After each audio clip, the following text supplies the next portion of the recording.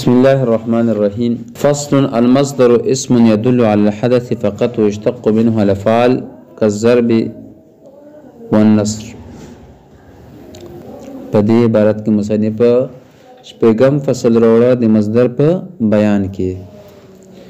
مصدر د ظرف صيغه ده د صدره یصدرونه بمعنی نکلنا، و مصدر چونکه ظرف ده نو دې معنا بشي نکلنے کی جگہ. او مصدر ته مصدر ځکه ویل شي چونکه دینم صيغه وزي.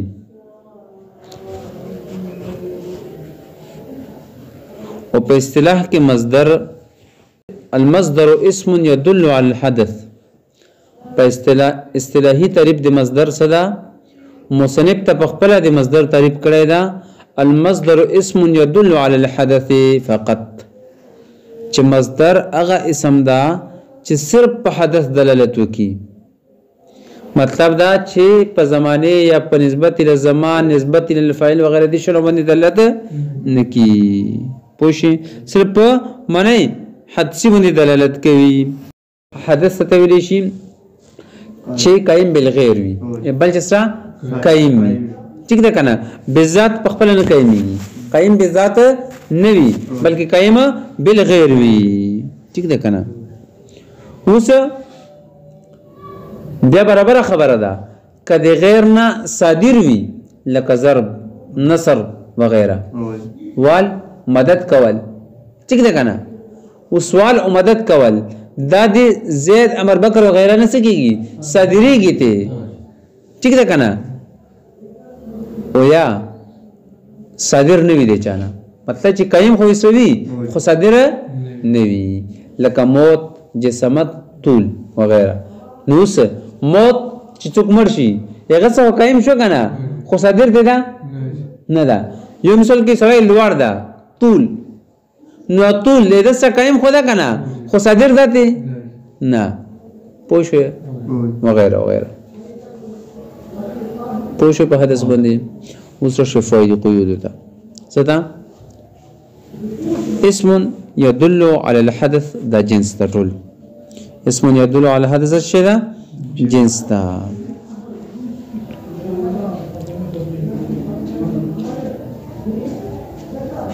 فقط دا فصل ده. اذا ټول مشتقات وته، اذا ټول مشتقات وته ځکه اغا حدثی معنی باندې دلالت کوي، خو صرف حدثی معنی باندې دلالت نه کوي بلکې د حدثی معنی سره په نسبت ال الفاعل او په زمان باندې دلالت کوي، په نسبت ال الفاعل او په زمان باندې ما دلالت کوي. ٹھیک ده؟ او مصدر دا صرف په معنی حدثی باندې دلالت کوي، په نسبت ال الفاعل او په زمان باندې دلالت نه کوي. پوښي ها خو څه ته وګوره مخکې. ويشتق منه الافعال كالضرب والنصر. او دینا افعال مشتقيږي، دینا سکیږي افعال مشتقيږي لکه الضرب. دینا څه مشتقيږي؟ ضرب، يضرب، ضربا وغيرها وغيرها، یا اسم فاعل، اسم مفعول وغيرها ټول دي الضربنا. پوښي ضاربون، ضاربان، مضروبون، مضروبان وغيرها وغيرها. ٹھیک ده کنه؟ دا رنګ النصر مصدر ده، و دینا مختلف افعال یا اسماء، اسم فاعل، اسم مفعول وغيرها هغه مشتق کیږي ته. پوښه اوس مصدر مقدم مل کړه، مصدر بحث مقدم مل کړل په اسم فاعل، اسم مفعول مشتقات باندې. ځکه چې مصدر اصل د ټولو مشتقاتو دی پره، مصدر اصل د ټولو مشتقاتو دی پره. وي نو دی وجه مصدر مقدم کړل. ٹھیک ده کنه؟ نو المصدر اسم مصدر هغه اسم دا يدل چې دلالت کوي على الحدث په حدث باندې فقط صرف. ويشتق منه الافعال، ودينا مشتقيږي افعال. ٹھیک ده؟ ودينا افعال مشتقيږي. ٹھیک ده کنه؟ كالضرب والنصر مثلا وابنيته من الثلاثي المجرد د مصدر اوزان څه شي دي وابنيته مصدر اوزان بسوي نو دا به ثلاثي وي یا بغیر ثلاثي وي کچې ثلاثي وي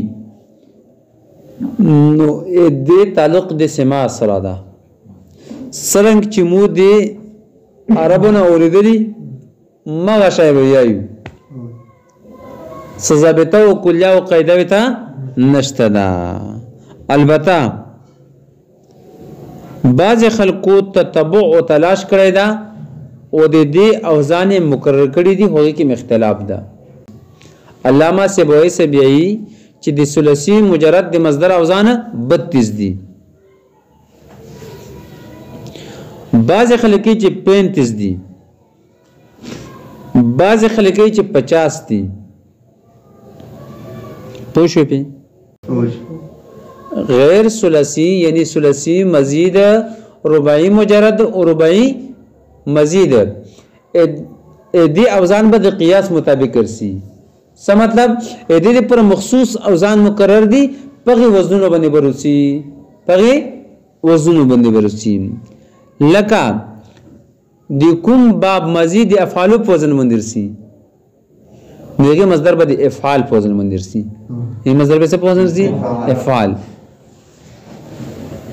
کوم باب مزید انفعال په وزن مندرسي نوغه مصدر به څه انفعال کوم باب مزید استفعال په وزن مندرسي نوغه مصدر به څه استفعال به رسي ٹھیک ده پوښې په کنه او چې د کوم باب مزید د فعل له په وزن رسي نو دغه مصدر به فعل له تل په وزن مندرسي پوښې او چې د کوم باب مزید د تفاعل له په وزن مندرسي مصدر تفاعل پوښې هغه مصدر به تفاعل په وزن مندرسي ٹھیک ده کنه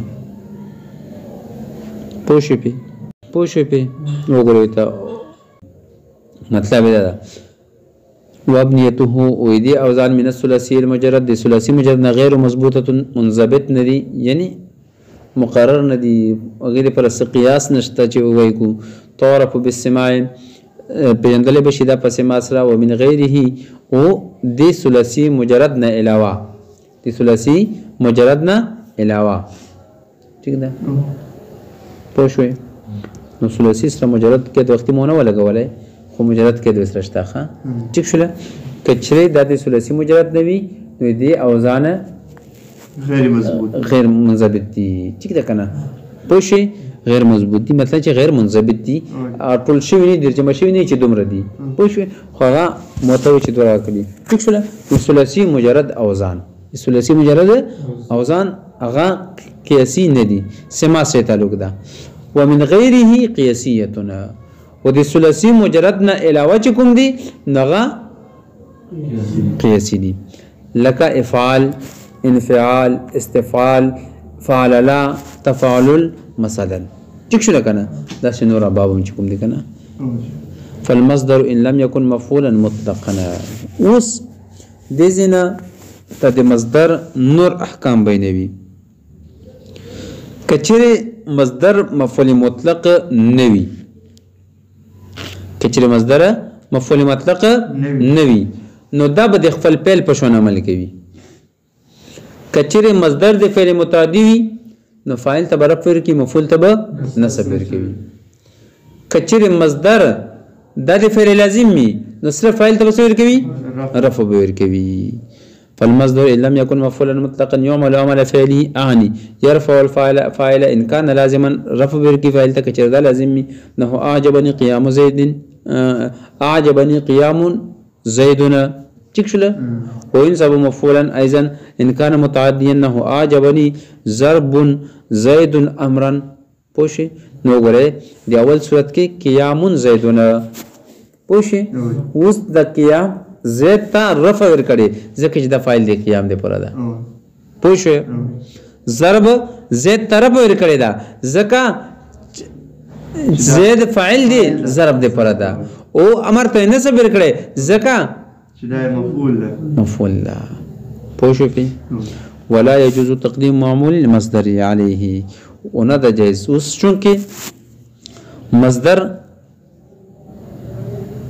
دا ها د پہلے راز لا کوئی د مصدر معمول په مصدر باندې مقدم کېدلې نشي که معمول فاعل وي او کا مفعول وي ٹھیک ده کنه ویلې زکه چې مصدر عامل ضعیف ده او عامل ضعیف معمول تقدیم متأخر نه قبلوي پوښي نو د څه نشي ویلې اعجبني زید ضرب امرنا د څه نشي ویلې پوښي د څه نشي ویلې اعجبني امرن ضرب زیدون نشي ویلې پوښي بلکې سبب اعجبني ضرب زیدون امرن ویای پوښو ويجوز اضافته الى الفاعل البته د مصدر اضافت فاعل طرف ته یا اضافه د مصدر اضافت مفعول طرف ته جائز ده کچره اضافت فاعل طرف ته وشي نو دا فاعل بل لفظا مجرور وي لفظا وسوي مجرور خو مانن به مرفوع وي مانن به وسوي مرفوع او کوم مفعول طرف ته اضافت وشي نو دا مفعول بل لفظا مجرور وي ٹھیک ده کنه او مانن به وسوي تب منصوب وي مانن به وسوي منصوب وي ځکه چې لفظا مضاف الیه ده او مانن فاعل ده پوه نه شئ که اضافت فاعل طرف ته وشي نو فاعل به لفظا مجرور ویلې ځکه چې دا اوس مضاف الیه ده لفظا او مانن به دا مرفوع ځکه چې مانن فاعل ده او کوم مفعول طرف ته اضافت وشي نو مفعول به لفظا مجرور وي په یو په خبره باندې ځکه چې مضاف الیه ده او مانن به دا منصوب وي ویلې ځکه چې مفعول به ده ٹھیک شو کنه ويجوز اضافته الى الفاعل جائز ده اضافت د فاعل طرف ته نه کرهتو ضرب زیدنا نو ګره کرهتو ضرب زیدنا امرن زید طرف ته اضافت شوی ده پوشي او زید فاعل لا پوشي والى المفعول نه کرهتو ضرب عمرو زیدنا کرهتو ضرب عمرو زیدنا نو د ضرب اضافت امر طرف ته شوی ده ٹھیک ده امر مفعول دی پر او زید دی پر فاعل ده ومن ان كان مفعولا مطلقا اوس کچره مصدر د مفعول مطلق وي نو دا بیا عمل نکی عمل به نکی بلکې دا بیا معمول وي د فعل دی پر معمول به څه دی پر فعل پر مفعول مطلق جوړیږي وان كان مفعولا مطلقا فالعمل للفعل الذي قبله نحو ضربت ضربا امرا پوشي د دې کې دا ضربن چې دا کنه ضربتو د پر معمول ده و امرن دا منصوب ده خدای دې ضربن د پر معمول نه ده ها بلکې چا دې پر ده د ضربتو د پر معمول ده چا دې پر ضربتو د پر مفعول به ده نو فالعمل للفعل الذي عمل بغا فعل پر وي قبله چې مخکې دي نه ضربت ضربا امرا فامر منصوب بضربتو امر منصوب دی څه دی وجنه بس تا